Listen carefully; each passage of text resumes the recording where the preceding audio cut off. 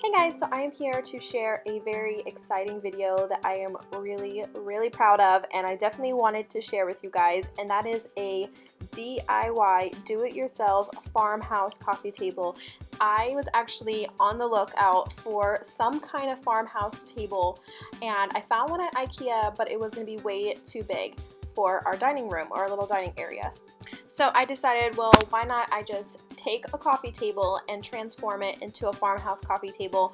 That way we can have some kind of table and definitely get the look that I was going for. Also, I want to apologize for the lighting. I did film this at night, so the lighting is kind of off, but you can still kind of see the look of the farmhouse coffee table. Also, first I want to say that you do not have to use the coffee table that I used.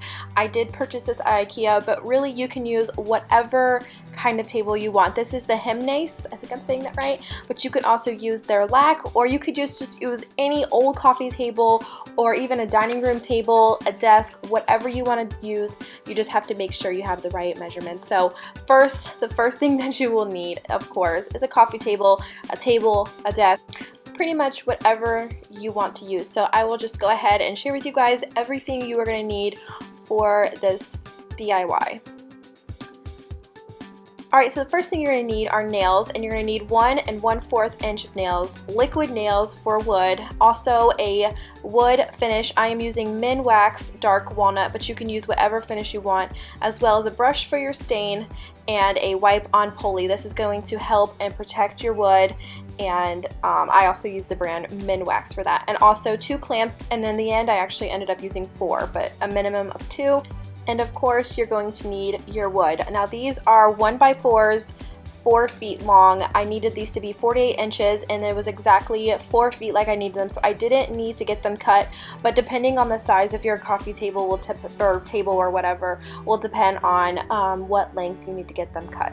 So luckily I did have to get them cut, and I do want to say with the table it will hang off 3/4 of an inch, which is totally fine in the look I was going for. And also you're going to need stirrers and sandpaper.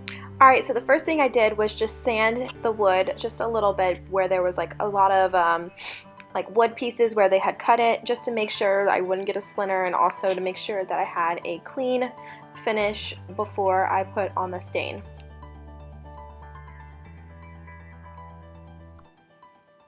So the next step is the stain, and like I said, I am using dark walnut, but you can use whatever kind of stain that you want to use, and you want to make sure that you stir it really well, and depending on what brand you do get will depend on the directions, and just make sure that you do follow the directions.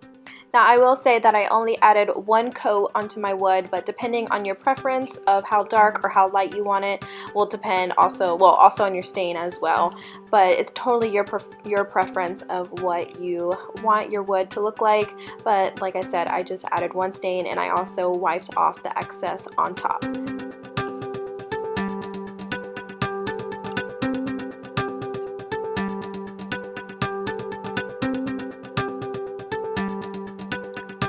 Now depending on what stain you use will depend on the drying time, but I did let these dry for a few hours.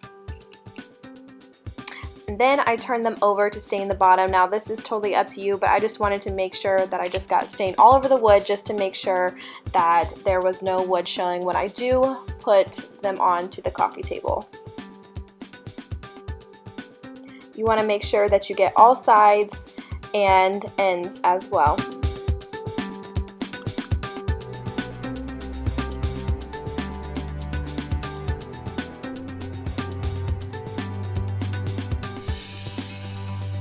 And I also let that dry for another few hours. Alright, so next you are going to add your wipe-on poly.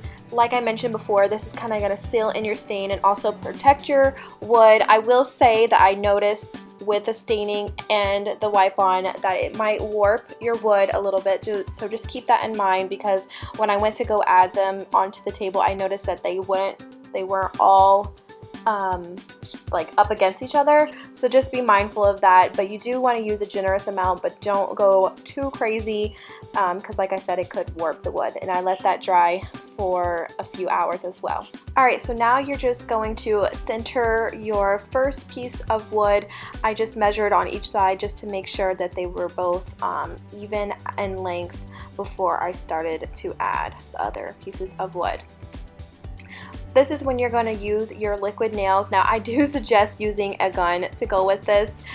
They do have like the little gun that will squeeze it, because it was very, very hard to squeeze out. But you just want to, again, follow the directions, but it did say to add with a zigzag pattern. Also, remember that it will hang off 3/4 of an inch on each side, so be sure not to go all the way on the glue. And you're just going to center it. I did draw on where it should be centered on the coffee table, so I knew exactly where to put it. And now just add some cloths onto it just to protect the wood from the clamp, and you're just going to clamp this down just to get it onto the table as close as possible.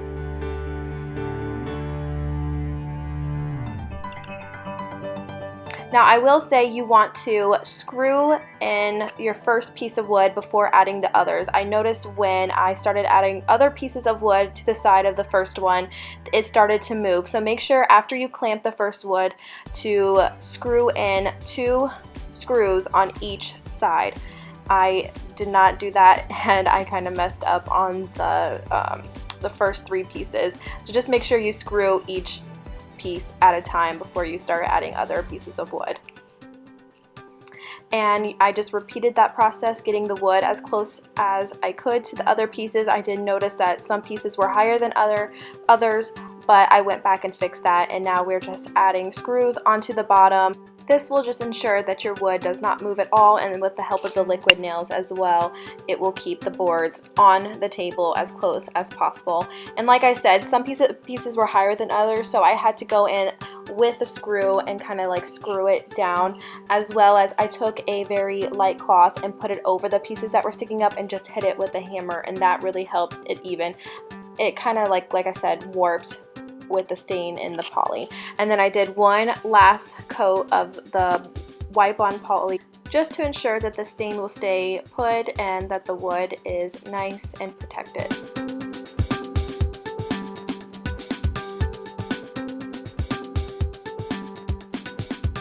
And then lastly, we put some very heavy boards on top of the table and clamped them down, and just put some extra weight on there just to make sure that the wood was close to the table as possible.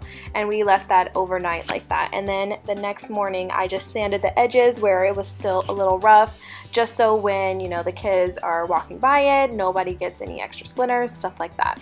And there you guys have it. That is how you can make your own farmhouse coffee table. I am so happy with the way that it turned out, and I absolutely love it, and I love the look of it. I will also leave the link that I followed on Pinterest below in case that you want to make this table yourself. So if you have any comments or questions, please leave them down below. And thank you guys so much for watching, and I will see you guys in my next video. Bye guys.